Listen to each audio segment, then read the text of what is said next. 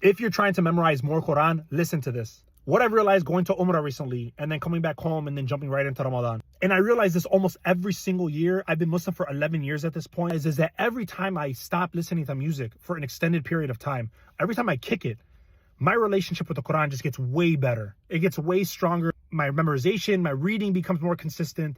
And there's probably a ton of things at play. The first things that come to mind is that one, there's a thing called dopamine stacking that Andrew Huberman talks a lot about on his podcast, where if you do a bunch of things at any given time that all stimulate dopamine, you're just raising the baseline for your dopamine. So for example, if you take pre-workout and you have the dopamine precursor, that is going to stimulate dopamine production. And then you jump in the car and you start listening to music.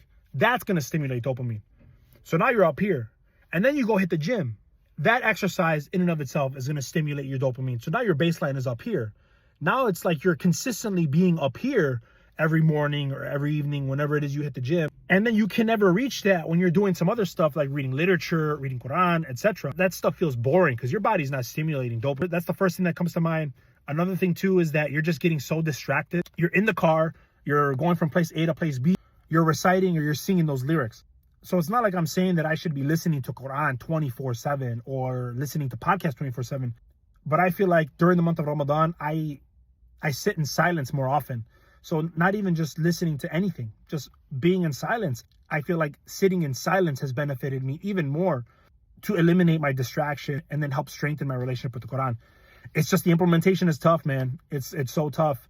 May Allah make it easy for us. I mean, if you're a Hafiz of Quran and you're listening to this, maybe you could share some thoughts on, how that has impacted your journey in memorizing the Quran. But may Allah make it easy for us. Every single day is an opportunity to get better. So let's try to get better. And I hope the journey gets easier for all of us. Assalamu alaikum wa rahmatullahi wa barakatuh.